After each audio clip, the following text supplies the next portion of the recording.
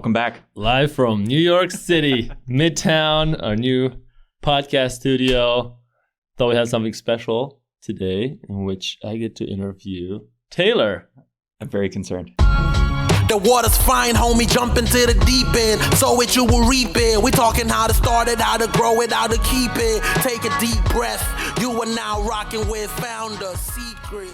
He doesn't have the questions in advance. Coming in blind. So this is exciting. After a year and a half of doing the pod, we never interviewed each other. So thought some folks might find that interesting. Or either way, I think we would enjoy it. So jumping right in, icebreaker for today is why did we start and are doing this podcast in general? I like doing stuff with you, and sure we'll talk about this, but 2018, 2019, we spent a lot of time together and it was like fun hanging out. And then now this is a different way where we get to hang out. And so I think there's that. There's also, I think there's this whole opportunity around the creator economy, and not that we're creators, but we kind of are now. I think for me, like learning more about all of this, like how do you produce things? How do you come up with ideas? How do you continue to turn out content, and doing things for a long time are all helpful or valuable to me. And then the other thing is that it's fun, or I thought it would be fun.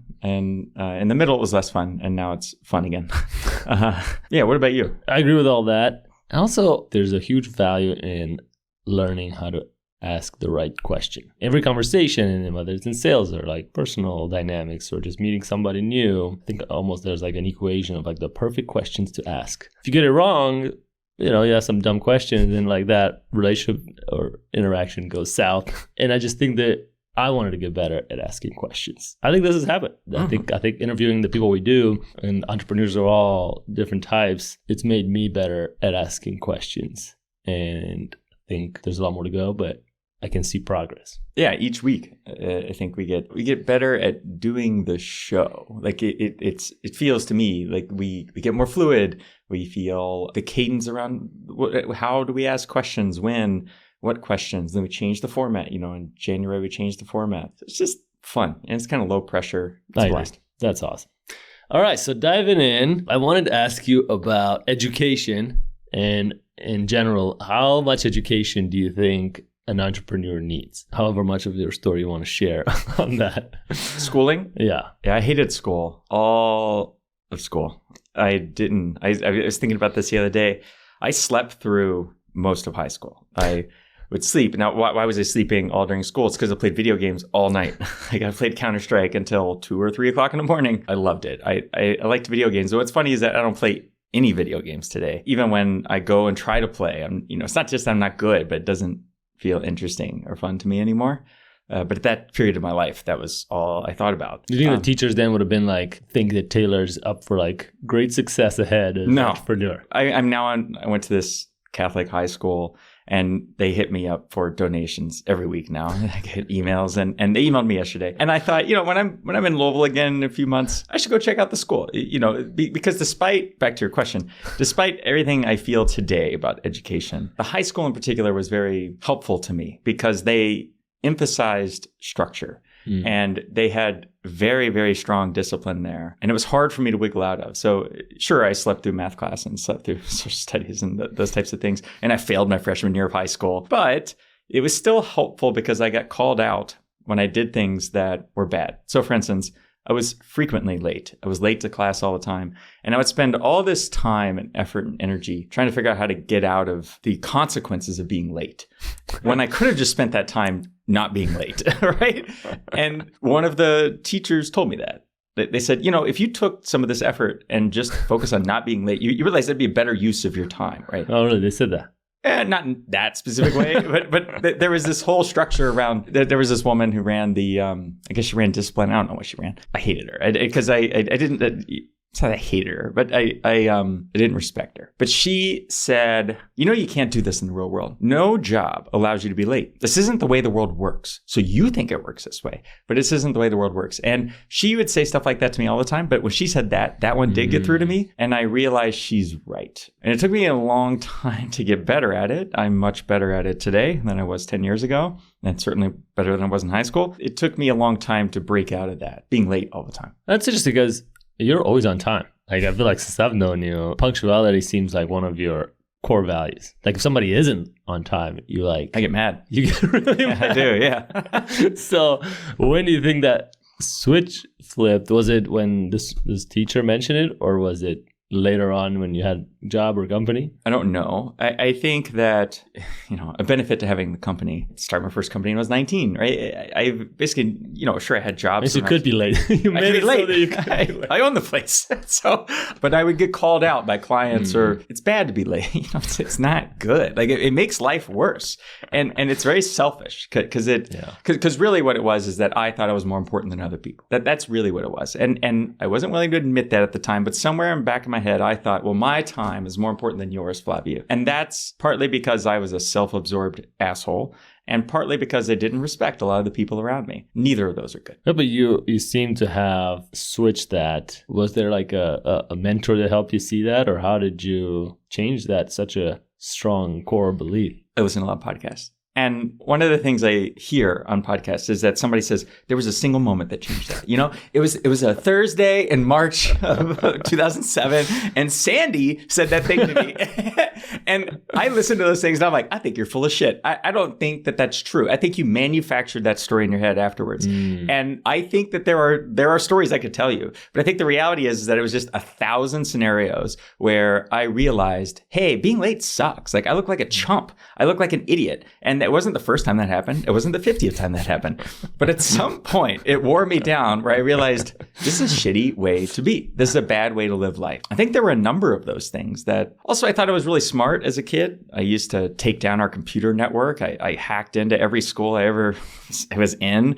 I was really good at computers. And this is a time when your teachers weren't, right? Like I don't know how teachers are today, but I was better than all the computer teachers. All the teachers in the school, I was better at them at computers, including when I went to this fancy high school and I hacked into that system too. And that made me very arrogant. And it made me think, I don't need this shit. Maybe I didn't, but it's not a good way to live life. For sure. Who wants to be around that? Like it's not a good way to live life. No, it's interesting. It changed over time. The gaming also, so a lot of people look at kids that game like, oh my gosh, they're never going to get out of that. It's going to ruin their life. They're just wasting their time and still be gaming when they're, 40. But you seem to have flipped that switch. How are you able to do that? And do you think what do you think the value of gaming is for kids? Well, I think when you're young, games are fun. Right? We have unlimited time. When you're young, you don't have a job, you don't have shit to do.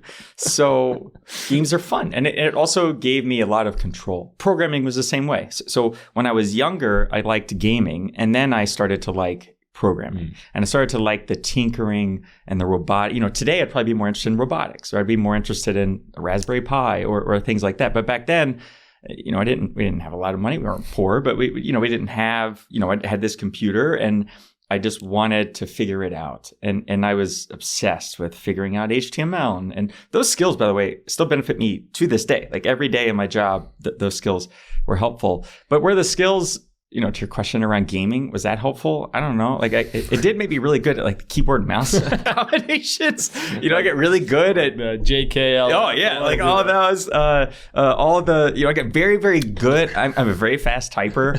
I'm very fast on computers or my phone to this day, and I give a lot of credit to being in games, right? Because it rewards quickness and it rewards fast decision making and it rewards behaviors that I think are helpful. And it rewards this sense of like gamesmanship, the sense of winning, right? And I feel like a lot of the world today, it's not right to say that he or she is better at this or that. And in games, that's not true. Somebody wins and there's a scoreboard and we all agree by the rules and you can argue with it, but there it is. And it's for everybody to see. And I think that I liked that. And by the way, I wasn't good at any of these games. I wasn't that good at any of this stuff. Well, especially online. There's some people who are so good. Super good. It's like incredible. I read recently Roblox has the average age of the gamer on Roblox. What do you think it is? I have no idea. 18? Yes, it's 22.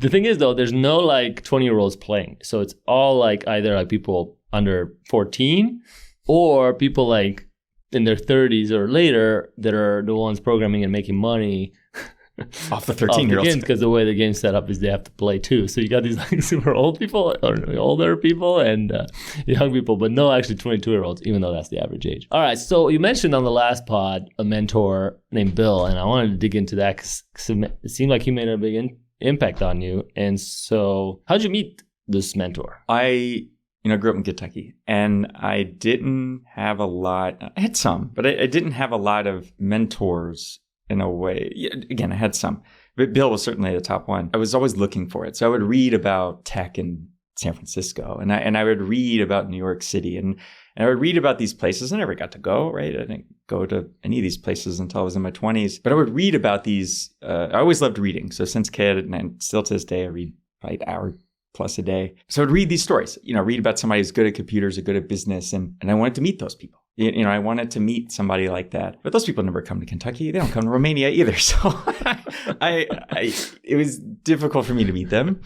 But then I realized, and this was the, back to my point around kind of the arrogance and like the fuck this place mentality. It's like, whoa. There are good, smart people here, right? And everywhere in the world, there are hardworking, smart people in any industry, right? And there might be a few of them, but they're there. I started to realize that there are really smart tech people in Kentucky, and there are smart business people in Kentucky, and there are billionaires in Kentucky. And how could I meet them? It wasn't like one moment where this happened, but it was that I started to meet people. I'd go to an event or I'd go somewhere and I'd meet somebody. I'm like, wow, that guy was really smart. And I realized they are here. I don't have to go to San Francisco or somewhere else to meet someone. And so somebody introduced me to this program called SCORE. I don't know who introduced me to it, but it's still around today. It's called the Society. I don't know what it stands for, but it's a nonprofit, and it's retired executives. So it's SCORE, retired executives for the last two letters. That's all I know.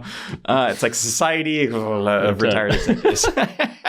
All it is retired business people who volunteer their time, and they're not allowed to charge money. They're set up as like an association. So there's chapters in each market. So there's a chapter here in New York, much bigger, but there was like a 50 or 60 person chapter in Louisville. I met with a couple of these mentors, and some of them I was like, pfft. But then I met Bill, and I don't know how I did, but I'm very grateful for it. And Bill showed up, he was this big guy and big booming voice. And he had this confidence about him that I loved. And he ran a software company. And he ran a $5 million a year software business in Chicago. And I was so impressed, right? I was like, whoa, that's like the biggest company. I've never met someone that ran a company like that. He not only did that, he lived in Texas and he owned oil fields in Texas. And so he had this amazing life where he wasn't just this nerd who did technology or whatever. He did all these things. He did finance as part of his life. He ran a bank in Cincinnati. And I thought that was amazing. And here's this guy who's, when I met him, he was probably 65. And he had so much wisdom about him. So I met with him every week for 8 or 9 years, a long time. Now, towards the end, I was traveling more to New York, and so less every week. But it's all part of like SCORE, or I guess SCORE introduces you and then you just set up these meetings on your own. Yeah. So we met every Tuesday. The schedule kind of changed, but we met every Tuesday and 1:30, and he was always early. Always. Wow. Always early. And you were always late. I was late. Yeah. Who would instigate these meetings? Like, would you schedule them or? Well, they were just recurring. So I guess the beginning is every 2 weeks, and but he was always early. He was always gracious. Like he would listen. And really what he did, and this is what helped me so much, is he would just tell stories. So I love stories. I've always loved stories. I love telling stories. I love hearing good stories. And I could probably tell some of his stories. I heard them so often, I would hear them, and I think about his story. He passed away, but I think about his stories today. That they govern how I run this business. Wait, what's a Bill story? Here's an example. So I mentioned oil. So Bill sold oil wells. He tells this amazing story about how he would go down in Texas and he'd find you, you own some land in Texas. And he's like, I think there's oil under your land. And so he would do this whole negotiation where he'd get the rights, the oil rights to yours. And then he'd turn around and sell that as a securitized instrument, basically as a financial instrument.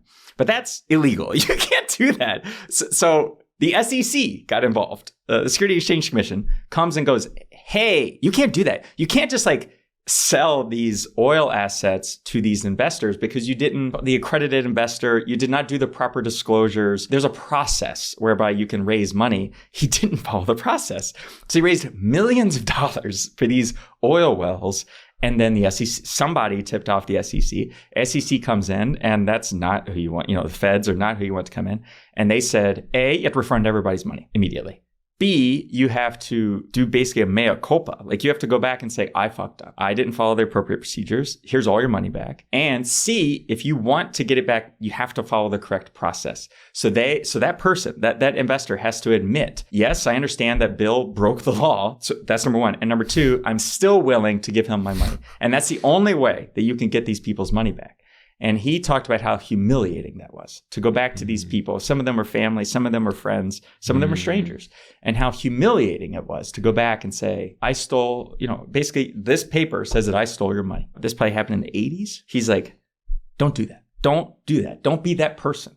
Don't be the person that takes the shortcuts. Don't be the person that, you think that you're doing something fast and that you can pull one over on somebody. But in the long run, don't be me. He had just one of those stories about the feds. But there were all these kinds of stories. At the banks, he had stories about, because he goes from like being basically a renegade financial guy to like running a bank in Cincinnati. And they're, super regulated. It was after the oil fields. After the oil fields. He bought a bank? I don't know if he bought the bank. I think he was... I don't think he bought the bank with his own money. He was like a hired gun. Wait, so what's the story with the bank? There's no specific thing that comes to mind about the bank. More of that, what I was impressed by with the bank is, wow, what a different job, right? And then when he ran the software company in Chicago, he and his partner, they would switch jobs every 2 years. So they say, it'd be like me and you running a company, and today you're CEO and I'm president, so you're going to run sales and I run the operations. But then every 2 years we'd flip. And I thought that was very interesting. And he's like, it's because we need to know how to do it all. There were just a lot of things. There's only two jobs, though. They're not switching into, customer support, or is he switching into every job, or is they're only back and forth in those two jobs? Between internal and external. Like that was a lot of how he saw business. He said, somebody's got to run the shop. And then there's somebody who's got to go sell and talk to investors and, customers. And interesting. So he'd switch between... Today, you're the internal guy, and tomorrow you got to be the external guy. He just had so much, I told this story on the last pod. He was so matter of fact about things. If he didn't have money, then he's like, well, then go get money. Who owes you money? And I remember one time, this cave owed me money. Those caves are businesses in Kentucky and this actually in Indiana. And this cave owed me an actual cave. In a mountain. Yeah, they were underground. But yeah, it was like... You built their website? No, we did this programming project for them. And... What programming could a cave possibly need? It was to manage all their customers. It was like an access database. There's a line out the cave and they need to manage all these people. Well, it was a B2B cave. So you would store like refrigerated goods down there. A giant refrigerator. It's a cave. Oh, it's really a storage company. A storage company. Company underground. That's really a huge business too. And it's like a free storage because it's already built into the mountain. It's built in and it's guaranteed to be at that specific temperature. It's a great business. Very low cost. Guy that ran it was a prick. And I didn't like him at all. I didn't like anybody that worked there. So they owed you money. They owed me a lot of money. They owed me in the neighborhood of $50,000. And they wouldn't pay me. I was desperate and like mad and upset. And this happened a few times with Bill where I just bitch at him. And I'm like, well, I need this money. And he's like, well, then go get it. And I'm like, how am I going to go get it? He goes, they're in a cave.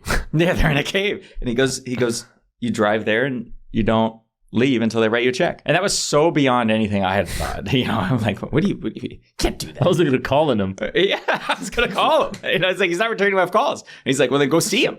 And keep in mind, his cave's like 2 hours away. I must have met with Bill on a Thursday. So payroll was always on Friday. And I remember that. And he goes, how bad do you need the money? I need it really bad. And I was like, well, I don't want to look desperate. And, I was always concerned about looking desperate for whatever reason. And then that was one of the times he yelled at me, you are fucking desperate. And I got in my car after Bill left and I drove there. I'll never forget it. They had this huge security station. Like you can't just like drive it. It's a bunker kind of. And so I get there and I forgot, Brian, that's the guy that ran the company. And I said, I'm here to meet with Brian. And the security guy that calls and whatever. So Brian's like, we don't have a meeting. And well, for whatever reason, the security guy lets me in. So the security guy lets me in and I go in and I said, hey, I'm here to collect my money. And they said, what are you doing? And I was like, you owe me money. I need the money. He said, I can't write you a check that fast.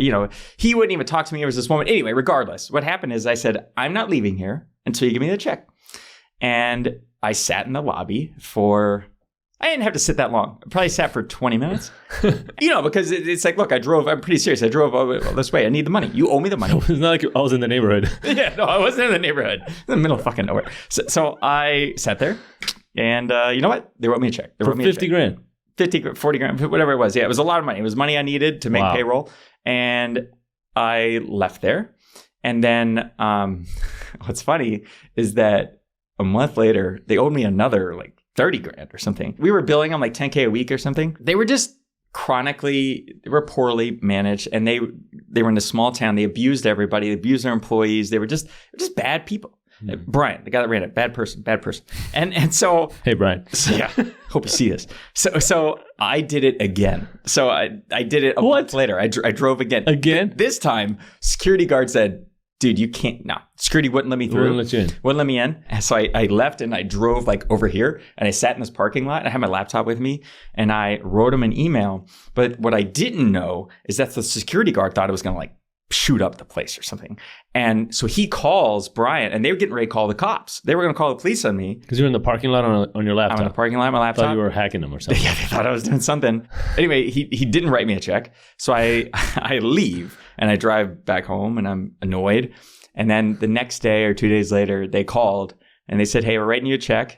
But just so you know, today's your last, we're not doing any business with you anymore. You can't do that. That's not the way that the world works. And then that was when they told me, you just sat in our parking lot. That's so strange. I'm you owed me money. And I learned a lot of lessons. A, don't do business with people like that. The world, life's too short to be abused by these people. And B, when I need the money, right? Don't be afraid of acting desperate. I was desperate. I needed the money. And he owed it to me. Wow. But in the end, it worked. So in the end, it worked. That's wow. Do you think similarly though that every entrepreneur needs a mentor? I guess do you see a pattern like that there's a bill in people's lives?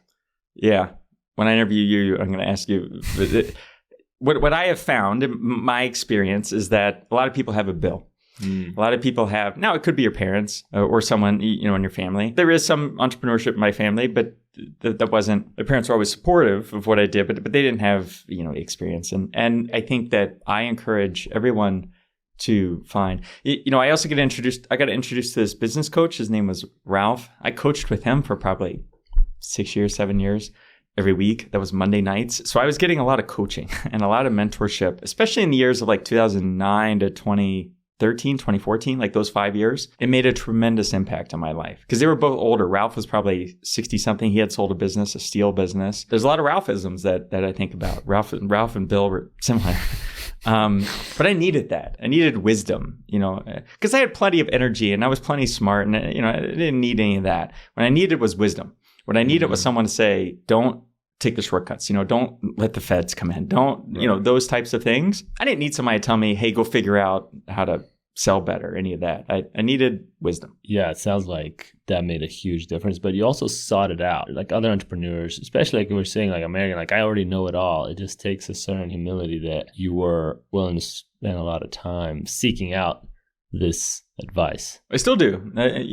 EO, this podcast, when we interview people, when I talk to you, that I'm constantly looking for what's the lesson I can take away. Last night there was an event, this mentalist, really good event, this magician and mentalist. The kid, he looked like 12. What's a mentalist? Yeah, it's somebody, great question. So it's someone who plays mind tricks on you to get you to not pay attention to what's happening right in front of you. And he actually brought me on stage and he did this whole trick with me around $100 bill. And I knew what was coming and he still pulled it over at me. And I thought that was so impressive. He told me, he goes, here's what's going to happen. And then he goes, all you have to do for this not to happen is lower your hand just like that. Just do that faster than I do it. Why don't you try it? I'm not going to do it. You try it. And I slam my hand down. He goes, see, it was super fast. There's no way that I could slam my hand down faster than you because I'm starting from up here. You're starting right here. I start up here. And I'm like, yeah, you're right. Intuitively, I know that. And you know what? He still beat me. And he called his shot. And then he said, I'm going to do it 2 more times. He did it 3 times. And I thought, shit, this is so impressive. And then he explained how he did it. And afterwards, I asked him, I said, what are the lessons that you have for somebody doing sales? Because that was amazing, but kind of impractical. Like I can't use those skills. So how can I apply these things in sales? Like how can I, better storytelling? Right. And one of the things I took away is he says it's all about the setup. And he said, the reason that you fell victim to this attack, basically, the reason you fell victim to this mentalist is because I set the rules. Because I set it up and I set the structure and you only played by the rules that I told you. Now, if we had come in a different circumstance, you would have won. But because we played by my rules, I won. And I thought, that's really interesting, right? Like so what I took away when I'm still thinking about is how can I create the sales scenario to where I set the rules instead of it being so open-ended? Like, why am I asking open-ended questions? Why don't I ask pointed questions? What if I create the structure and they have to answer in a certain way, and then not to trick them, but just for the right people, so they feel just like I did, where they're like, oh, yes, that is me. That does perfectly align with what I want. And so I'm constantly looking for those things, like how can I use this stuff? Yeah. So speaking of sales, how did you do this early on? Like, how did you get your first customer at Blackstone? At Blackstone? Yeah. Blackstone was an agency. You guys Blackstone Media, yeah. Apparently programmed for caves. You built websites. Websites, digital marketing. But who was your first customer? This is a Mexican restaurant. It's like $600 to build their website. I had to go look up who the Mexican restaurant was. But, I originally had a partner, Ralph, who's Ralph, not the business. Different Ralph. I had two Ralphs. It's a popular name in the area. Never met another Ralph in New York, but I met a lot of Ralphs in Kentucky. And Ralph was a good guy. He owned a construction business, a flooring company. And he had this web design company on the side with a different name. And I used to do contract programming for him as a teenager. When I was 15, 16, 17, I used to do work for him. When I got out of high school, we started a e-commerce company called Hobby Edge Sports. So I had that for a year. And then afterwards, I had this falling out with my two business partners, co-founders. And so then I was just kind of living in my mom's basement. And I emailed Ralph and I was like, hey, do you have contract programming work? And then he said, we should go to lunch. So we go to lunch and he's like, hey, I have this business that does $40,000 a year. I'll bring over that revenue. I'll bring over those clients and then we can, start a new company. And so we were 50-50 partners. And I didn't know what I was doing. I was 20. It was 2008. I was 21. So we start things. And then he knew this woman that owned this Mexican restaurant in Indiana. So we went out there. We met with him at the Mexican restaurant. We're eating her chips. And I just love Mexican food. And so she's like, well, how much to build the website? I don't know. Me and Ralph together said $600. And she's like, okay. I think they gave half of it to us a credit at this restaurant.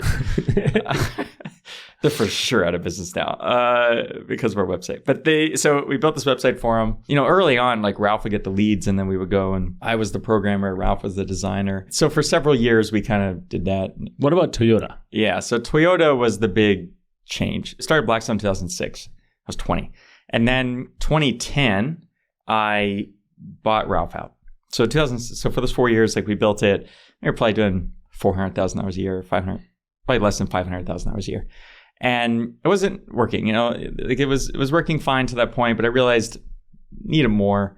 And so I asked Ralph to leave the business. That was really his idea. He came to me to ask to start this company. Yeah, very, very difficult conversation. He basically told me no. I had a lot of mentors actually who helped me navigate that and somehow figured it out. And then I bought him out over the course of several years and everybody was good. Right? So that was in 2010. So in 2010, I really took the reins of the business. I own 100% of it now. We had this beautiful office. It was fun. Like all I did was work. I just worked. So in 2010, we started building more expensive websites. And then somebody invited me to this conference. And that was actually a big turning point in my life. So someone cold called me and said, hey, I've got this conference of web designers down in Florida. You should come. I was like, who are you? I said, okay. And I didn't know who this guy was. I didn't know anything about it. And so I flew to Florida. It was called the Digital Masterminds Conference, DMG. What was the G? Guild? Something like that. So it was just all agency owners. And that was the first time I'd ever been to a peer group of people, all owners. And I was probably the smallest agency there. 30 people there. Oh, small conference. Small, yeah. 30, 40 maybe. I remember the guy that led this conference. That was probably in 2011, 2012. Ish. And that was the first time I realized, I can make like a big business doing this. There are these people selling $100,000 websites. There are these people. And so I met this guy named Jeb. He ran an agency called Smallbox in Indianapolis. And I love Jeb. Like Jeb gave this talk and I wrote his name down. And I was like, this is the coolest guy I've ever met. It's a small conference, right? So you eat meals together and things like that. So I would like notice where Jeb was sitting and I would go sit next to him. And it made these things look impromptu, but in reality, I was just trying to spend more time with Jeb. And I noticed that Jeb had sold these big projects, and one of the ways he did it was by selling these discovery things. Anyways, so I was just so impressed with the way he sold things and with storytelling, amazing storyteller. And he said, if you're ever in Indianapolis, you should drop by. Like you can come by. I'll show you the office. I'll show you all that. And I was like, cool. I'm gonna be there next week. How's tomorrow? We're in Florida when this happens, right? So he's like, yeah, just email me. And I go, so I email as soon as I get back to Louisville, and I'm like, hey, I'm gonna be in Indianapolis next week. I wasn't. And so I go to Indianapolis. I don't have anywhere to stay. I just drove there and I just sat in his office. And he had this big office, and he introduced me to all of his staff, and I was like, this is so cool. This is amazing. So he shows me around. He introduced me to a lot of people, and they talked about how they sold these big projects. Some time goes on. It gets to be like 6, 7 p.m. And he's like, where are you staying? And I'm like, oh, I don't know. I haven't booked anywhere.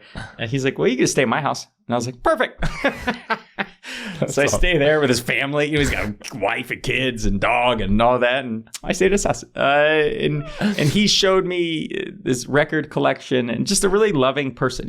This guy didn't know me. He met me at this conference. Yeah. I was a lot younger than him. Just a wonderful, wonderful person. And I had some of those situations. Okay, so that was probably 2012. I start selling what he taught me. So he said, what did he teach you? So what was the secret? His secret was stop pitching websites. The short version of what he asked is, when somebody calls, stop asking them their budget. You tell them the budget. So you call, you're like, I run a Mexican restaurant. I run a Mexican restaurant. Can I have a website? And we used to get these inquiries all the time because, at Blackstone, we were very involved in the community, and we had a good name. We used to speak at all these things. And so we used to get inquiries all the time. And I would never talk about price because I was terrified to talk about price until the very end. I was like, I got to sell these people. And Jeb told me, he's like, that's all wrong. No. You tell them the price at the beginning. And then if they don't have the money, don't talk to them. Immediately, yeah. Yeah, you just weed them out. And so I started doing that. So I would tell people, so you call and you say, hey, I have this Mexican restaurant. And I'm like, yep, our website started at 50 grand. And then I would just be quiet. And there were one of two things that would happen. They'd hang up, or they'd say, that's way too much. And you'd say, cool, thanks, goodbye. Or they'd say, okay, when can we meet? And then those are the people I would focus on. So we started doing this process. And then we'd sit down and you'd say, okay, I have this Mexican restaurant. Here's what I want, whatever. And we'd say, great. The range for this, as I mentioned, starts at 50. It goes 50 to 150. To really figure this out, we have to do this discovery process. We're going to interview your customers. We're going to do, so this whole project that he taught me, I started doing. Mm-hmm. And then we sold one. And then we sold another one. And I'm like, oh shit, this really works. Like, you can just sell people these, call them discoveries. We gave them this whole branding, this whole name around it. It was a very sexy process. Okay. So then I did a lot of free work for this Toyota dealership in Kentucky. Why? You wanted a new Toyota? No, it's actually a forklift dealership. I guess I wanted a new Toyota forklift. But I just... How did you even meet him? Well, I met him at a conference. So I was speaking at a conference, and this woman named Lori came up, and she's like, hey, we don't have a budget. And I was like, well, I'll just help you. You spoke at a forklift conference? No, I probably spoke at like manufacturing conference. I used to speak at a lot of these conferences about websites, and it's a way of generating business. I see. And so she came up, and she was really nice. And so I was like, oh, I'll just help you out. And I used to help people out a lot and didn't worry about charging them. A terrible business idea, but it worked because she told the Toyota corporate people, hey, you all are looking for a new website. I have this vendor in Kentucky you should talk to. Anyway, to make a long story short, she says, you need to call the Toyota people. They're interested. And I was like, whatever. I never called. I didn't call. What? And then a week later, she calls me and she says, hey, the Toyota people told me you never called them about the website. And I was like, oh shit, you were serious? So then it was a Friday. So I call and I said, hey, this is Taylor. And I talked to this guy named Steve, who's still there today. And I said, hi. And he's like, yeah, we were expecting your call. I'm sending you the RFP right now. It's due today. I said, okay. And he goes, but it doesn't seem likely you'll be able to have an answer to me today. So, we'll give you an extension. And I said, great, thank you. So I read the RFP. RFP is huge. RFP is a request for proposal. So they wanted us to propose in this project, huge project. And so I call him back and I go, hey, Steve, yeah, just got it. There's no way I can get this to you today. I'm actually going to be in Indianapolis. So they were in Indianapolis. I'm going to be crashing at Jeff's place. Exactly. So I said, I'm going to be in Indy next week. Can I just present this to you in person? And he goes, sure, how's Thursday? So now I have 5 or 6 days to put all this together. So the whole team is dedicated to this project. And so we put it all together. It was the best proposal I've ever done in my life. And we killed it. And I was like, dude, there's no way we're going to win. This is Toyota. We put a huge price on it, $200,000, something like that. Okay, so we do the proposal. We go up there, we meet them, we present it, and then we drive back to Louisville. We don't go to Indianapolis. They were right next there. It's only 3 hours. How far away is it? Like hour and a half. Yeah, 2 hours each way. So we get back. I'm feeling really good. Like we just hired this creative director. It was super good, and our work was amazing. And I'm like, this is great. This is in 2014. So about a week goes by, and then I'll never forget it. It was like a Friday at like 4:30, and we get a phone call at the office, and I was there. Our office manager says, "Hey, Steve from Toyota's on the phone. He wants to talk to you." So I get on the phone, and he says, "Hey Taylor, can you send us a blank contract?" And I was like, "That's odd." I was like, "Yeah, just like a blank one, like empty." How blank? Like how blank? Do you want your name in it? Just a word. Just a Word doc. And so I said, sure. Okay. Yeah. So I was like, okay, sure, whatever. So there's a long pause and he doesn't say anything. And then he says, Taylor, it's a pretty good way to start your weekend, don't you think? I thought, oh shit, we won. And I said, oh, that kind of contract. Oh, okay. And from that moment on, the business was totally different. Like we won. We did millions of dollars of work with Toyota. They were my first client in this business in Signal Insights. They're just lovely, amazing people. I'll end this story by saying this. About a year later, I was meeting with Jeb, the guy I was talking about in Indianapolis. He said, hey, I'm really happy to hear you won that Toyota project. And I go, thanks, man. How'd you know we won that? And he goes, because we bid on that. No way. Yeah. And I was like, what do you mean? You bid on that project too? And it was such a moment to realize, oh, wow. You outbid Jeb? I outbid Jeb. Now, using his process that he taught me. So it was quite a turning point. Was he sad or was he like happy? No, he was happy for me. He ended up starting a software company and he kind of went a different direction personally. And I still talk to him today. And yeah. Wow. Now the takeaway is Toyota really works hard on a Friday. It seems like everything they do there is like 4:30 on just Friday. Hardworking people. They really are. Toyota is Toyota. Mm-hmm. Wanted to switch a bit to like, what made you leave Kentucky and come to New York? Well, I think a lot of things. I love Kentucky, right? I grew up there, and I've really grown to appreciate it more since I left. Maybe you feel the same way about Romania or North Carolina. But when I was in Kentucky, I felt very trapped. And I felt that I wasn't growing. This whole story I just told, that all happened within kind of a 2-year period of time. And then we won this Toyota engagement in 2014. And really between 2014 and 2015, we did great, made a lot of money, we won all these projects. But then 2015 comes around and it's like, okay, what do I do now? Like I have this, I have a great life. I have an amazing place to live, but I couldn't jet ski. I owned a jet ski. I lived on a marina. I would jet ski 3 to 5 times a week. My best friend lived on the same floor as me in this huge building, and he owned a boat in that same marina. So we would go boating. It was a great life. I drove an M2, like a BMW. It was great.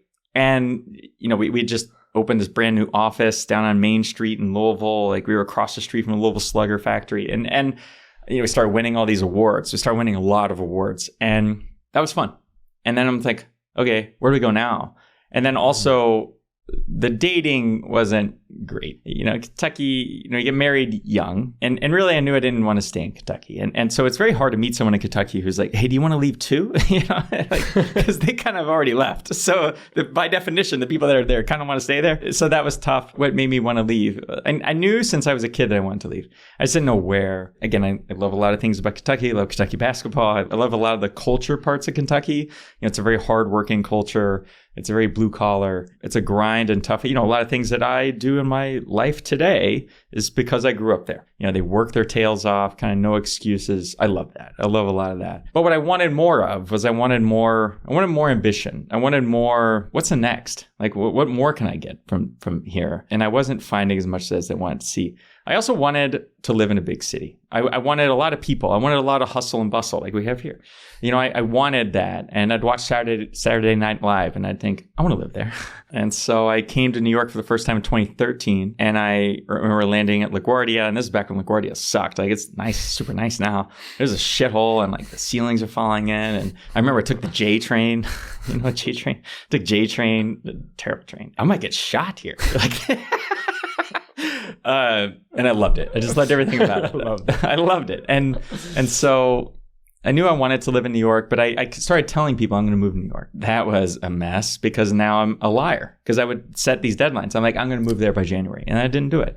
I remember I met you around that time. You were always like flying back and forth. Yeah. So I flew. So eventually what happened is that an old Kentucky friend of mine, she went to Elizabeth. So she wanted to live in New York. She ended up moving to Cincinnati. And then she wanted to be an architect. And she got an offer to move to New York by an architecture firm, SOM, like a very prestigious architecture firm here in the city. And she asked all of her friends, like, hey, do you think I should move to New York? And I didn't know this at the time, but I was the only one that said yes. I was the only one. I was like, yes, you should do it. And like, and apparently what I said was, I was like, they don't write songs about moving to Cincinnati or Kentucky. They write songs about moving to New York. And they write songs about moving to California, right? And so you should go. And so I pushed her to move. These were her words. And so she moves to New York. Fast forward 2 years. So it's probably 2012, 2013. Fast forward, and now it's 2015. It's the end of 2015. She had an apartment here. She had a studio apartment on 59th and 2nd Avenue at the Queensboro Bridge. And she lived in this studio apartment, 400 square feet, with 2 other guys. 3 people lived in the studio, okay? Her and 2 guys. Whoa. Yeah. They had bunk beds. Like, they had built this. They were all architecture guys. They were all architects. And they are all living in the city. And she, one of them moved out. And she says, you should take the other spot. You should come here and live in this studio. And this is December 2015. And I said, okay, let's do it. So that was it. I do remember that moment. I was in the basement of my garage and I just flown back from New York. And I said, okay. So I paid her for a few months. And then one of the guys there, his name is Joseph, he's like, hey, I'm going to go get my own apartment. We should. And then that's how I moved to Williamsburg. So he wanted to live in Brooklyn. And I didn't know anything about any of these things. And so he and I went and looked at apartments and we ended up becoming roommates. It was April of 2016. And so we signed a lease. So I had 2 leases. I had an apartment in Louisville and I had an apartment in Brooklyn, in Williamsburg. And I flew back and forth, sometimes 3 times a week. Yeah, like a lot. And my calendar was a mess. My calendar just said at the top what city I was in. So, because people in my work would look at my calendar. And so it says, oh, Taylor's in New York next Tuesday. You know, so my calendar just constantly said, and I would fly to go see clients. So I would fly to Indianapolis or I'd fly to Cincinnati it was a mess. But it worked, and it allowed me to kind of transition out of, it worked. Got me here. Yeah, it seems like also, as part of that, you sold Blackstone, and it seems a lot of people I talk to like come to New York and like a new chapter starts professionally too. So it's almost seemed to me like you wanted to start another company in a new city. Yeah, it's interesting to say that. Coming here, I didn't know that. You know, New York is very, you know that. You know, you and I both came here. We didn't grow up here. It's a very difficult city to live in. It's a very difficult city to be in as a pedestrian. It's a very difficult place to be. And almost got white biking here today. I almost didn't make it. Yeah. You're right. It is like difficult. It's a difficult place to be. It's super expensive. It's all these things. Okay, so now add in, you should also start a business here. You know, that makes it to me much harder. And I wasn't thinking about that. I was just thinking about how do I live here. So I moved here in 2016, did a lot of commuting, and then for basically 2 years, and I sold Blackstone in 2018. I needed money. I sold for a little bit of money, but I wasn't going to retire. So I needed a job. And I applied to jobs, like CEO jobs. Nobody ever applied to me. And I was just stuck. Remember Trusty Tires was going to start a tire company. But thank God that didn't work out. And so I had all these ideas. And then I started this idea called Trusty Insights. I didn't like my name being on it, but you know, this idea of like competitor benchmarking, really. Yeah, I pitched it to Toyota. I pitched it to one of my former clients. Yeah, I wanted to ask you about it because I remember in those days, walk me to how you built that first version that you pitched. Because I remember there was like some contractors involved in like Croatia or like remind me how, because what you pitched to your first customers back then wasn't an actual product. It was not a product. What were you actually pitching to these people? So I had a theory that people wanted to track their competitors, and specifically marketing people wanted to track their competitors. And I had a theory that benchmarking was important. By benchmarking, I mean, like, how am I doing? How are we doing? And at Blackstone, that was what everybody asked. Like, they wanted to know, no matter what size the business, whether you're a Mexican restaurant or a forklift company, you're constantly measuring yourself against the competitors. Mm-hmm. Like, how are we doing against them? There was no good tool. You could use Google Alerts or something to track what the competitors were up to, but there wasn't a good tool to do that. So the initial idea came in 2013 when I had Blackstone. And so I built this prototype called Blackstone Intel, and that was the first prototype. And so we put it together by hand. And Amber, who works for us today at Signal Insights, she built that prototype at Blackstone. And it was just this feed of what your competitors did on social media, in the news. Mostly it was social media, though. So that was the initial idea. And then when I sold Blackstone, I sold it August 31st of 2018. And August 30th, the day before we sold, I added one line in the sale agreement. And it said, Taylor retains all rights to Blackstone Intel. And the people I sold the business to, they were like, what's Blackstone Intel? And I was like, oh, it's just this prototype, but I might do it. And they're like, okay. So they didn't care and they accepted it. And that's what became, so I took this idea that I had about tracking competitors, and then I hired a couple contractors on Upwork. I sketched pieces of paper. I sent them pictures of it. I explained what it was, and then they designed it. Just a prototype. It was just pictures. And then I called 5 clients. And I said, hey, can I show you something I'm working on? And 3 of them said, if you built it, yeah, we'd be interested. But only one of them said, if you built it, I'll buy it right now. And that was Toyota. So Nick, the guy who works for Steve, amazing guy, he said, Taylor, I think it's a great idea. I'd buy it right now. And that conversation is what made it really real. That's what made it like, oh, wow, okay, if he says this. And then fortuitously, the next day or 2 days later, my now business partner emailed me out of the blue. I said, hey, Taylor, we met for coffee 6 months ago. I'm looking at it. What happened after the conversation? After a conversation with Toyota. And had he emailed me a week before, it wouldn't have worked out. But because he emailed and said, hey, I liked having coffee with you way back then. What are you working on now? And I was like, oh, boom. Dude, I just had this conversation yesterday with Toyota. Check this out. And I emailed him the spec, like the thing that I showed Toyota. And he goes, this is a great idea. I know how to build all that tech. I just had a company that did all that. And then that's how what became Signal Insights started. Wow. And the engineer you brought, how did you meet? Hans. Yeah. So Keith and I, neither of us are engineers, and we knew we needed somebody to like build the product. And at first we thought we'd have contractors, but then we went out to raise money, and the guy who became chairman of our board and invested a lot of the money, he said, look, you need an engineer and a CTO, and I will only invest money if you bring them on as a co-founder. And I know a guy. I know this guy in Sweden who's really good. You should introduce yourself. So we had a conversation with Hans, and we liked him. And so the 3 of us started the business and, built it from there. Yeah. That's incredible. Last question on the Signal Insights. Like, how do you know what to charge? Like, it's interesting because you mentioned with websites, I thought it was really interesting. You were selling, and maybe this is judging a bit, but a website that could be $600 could also be hundreds of thousands of dollars. They're different websites, but yeah. Well, I guess in terms of work output, they're not hundreds of thousands of dollars of difference. It seems like there's a huge amount of margin from charging more, which is similar, I guess, in SaaS too. Probably more so in SaaS than in building websites. Yeah. And so, yeah, how do you decide what to charge? Is it like you looking at your own competition, just testing out different numbers and seeing, what sticks? I think pricing is very difficult. And when I interview you, I'm going to ask the same question. I think that it's how long's a piece of string, right? And because you can eat a burger at McDonald's for $4, or you could have one at a Michelin star restaurant for $400. And are those burgers different? Yes, of course, they're different. but they're also the same. They're both burgers. And that is how I view, websites in my last business. I got a lot of pushback on the price, especially towards the end. But that wasn't why I was here. I wasn't here to sell websites to everybody. I was here to sell websites to people who had a lot of money. And somebody who has a lot of money is more discerning. They're also, one of the things I learned is that when somebody spends more money, they're actually less of an asshole. So the worst customers are the cheapest ones. Because they demand the most, they don't pay their bills. They don't have any money. They have very high expectations for how far those dollars go.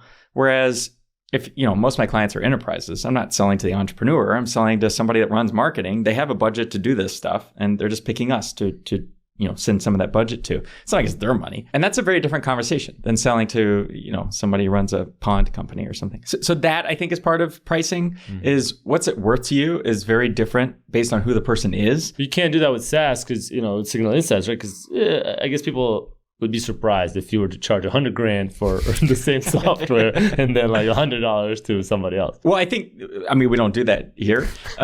It's worth different amounts to different people. This is something that we're constantly working on. And it may seem to you or to me even that we're ripping someone off by charging them more, right? It's the same product, like you said.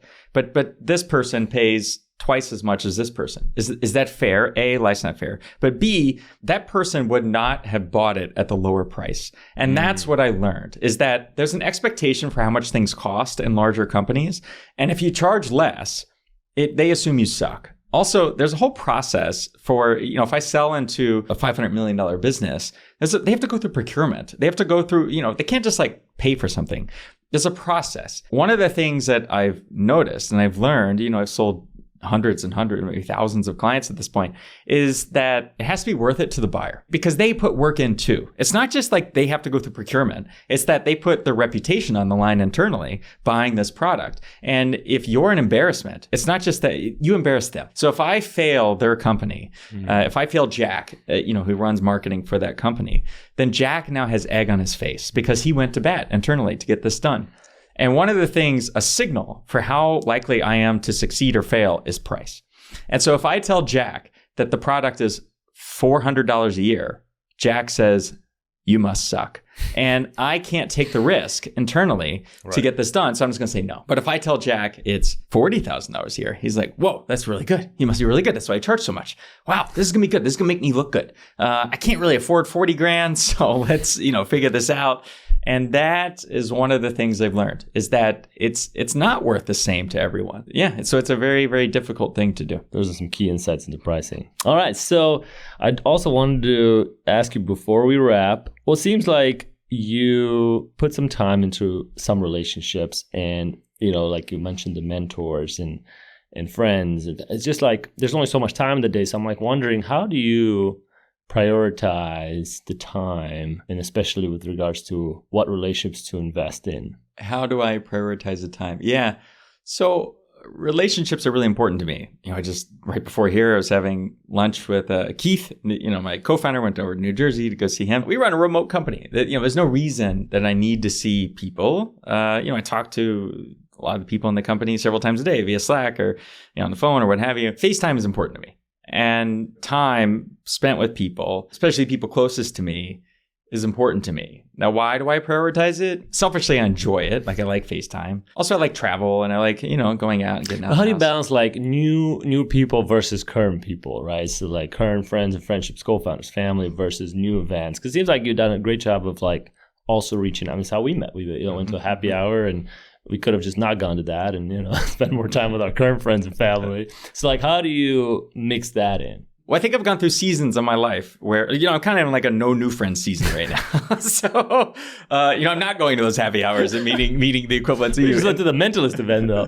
Yeah, but it was, it was with a lot of people I already know. Yeah. And, and I even think about that, right? So at the mentalist event last night, who did I spend a lot of time talking to? People I already know. Yeah. And there were new people there and I could have spent more time talking to those people, but I really don't. Yeah. And whereas, when you and I met at that happy hour, I was very much in this season and mode of wanting to meet new people. Now, I'm going to leave New York City. I'm going to be moving to California. I don't know anybody there. And that I'm going to be entering a new season of meeting new people and all that. So I think for me, there's seasons in these things, but there's a number of people that I'm very close to, you being one of them. And for me, I'd much rather have a core group of people that I'm very close to and I'll invest in and I want to do things like a podcast with. And then there's a whole lot of people who I'm just kind of ancillary, I'll text with them or what have you, but I'm not actively investing time in those. It is not my intention to actively invest time in 100 people. It's my intention to go really deep with a number of people. And I think something else that helps is that groups help. If I spend time in EO or if I spend time in these different groups, you kind of see a lot of the same people over and over again. And so it's a way of spending more time with those people without having to specifically seek them out. Yeah, it is a very difficult thing, especially weighing at, I'm married now and I'm getting ready to move to California where now a lot of my family is and Michelle's family is. And so I don't spend a lot of time with family today. I don't have family in New York. Right. Sure, I fly to Kentucky and go see them, fly to California, but there's not a lot.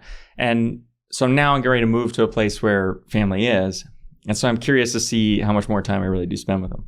I love the seasons concept. Well, we could go on for hours, but our producers might kick us out. And so we should wrap up with how we do always, which is a hack. I think I'll start. And it's in the spirit of SaaS question I didn't get to actually. It was regarding a lot of people think because of this great margin in SaaS and with AI, everything's going to be built so much cheaper. So then all that is going to go towards zero. You're going to get signal insights going to be 10 times cheaper and have 90% of the features. Some people think that. And today I was kind of faced, so my hack is this app called Stoic, which is, I think it's the Daily Stoic. And it's a way to check in every day. I mentioned on the last pod a hack around meditation. And this is an additional daily habit, which is a really cool app that kind of asks you some questions every day, like how'd you sleep and what do you want to focus on today? And based on kind of what you want to do, and maybe it's spend time with family or fitness or work, it'll ask a couple of follow-up questions like, okay, well, what's the one thing you want to do at work? Or if it's family, like how can you appreciate, say a word of gratitude to your family today? And it kind of changes every day and it uses, and they added this new feature that's like AI will like ask better questions and they want like another $100.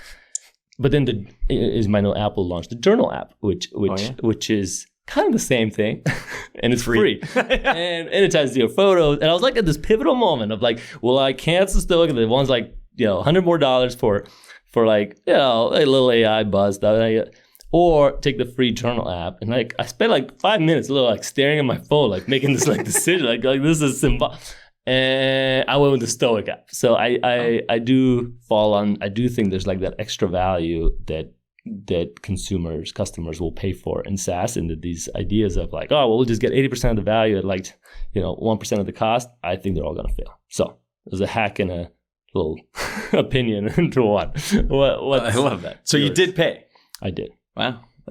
See, there's hope for software SaaS. For SaaS. There's hope for SaaS versus Apple for free.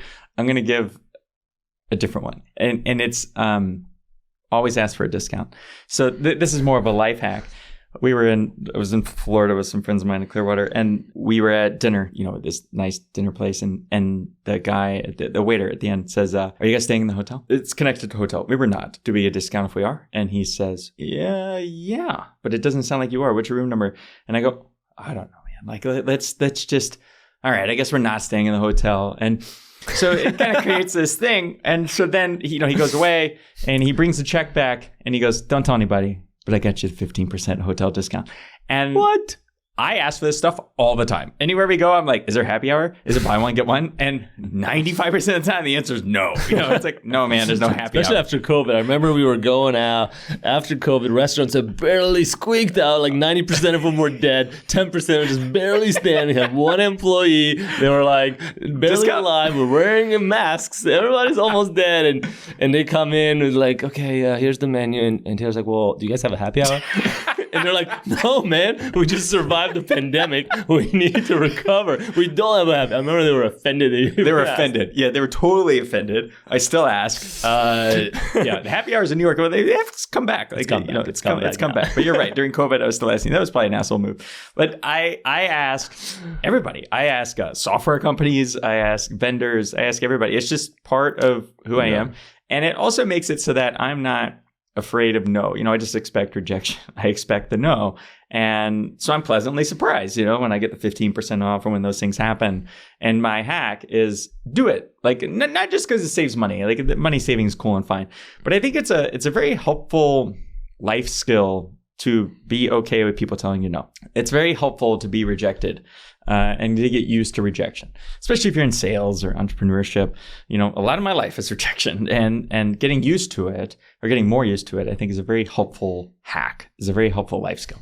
Taylor, my co-host and friend, really appreciate you being an open book today, and awesome chatting with you, man. Thanks so much. Great questions. Appreciate you. Thank you for rocking with the homies. Taylor, Trusty, and Flaviu. Seize the day, own it. Until next time, hold it down, hold it down. Hey.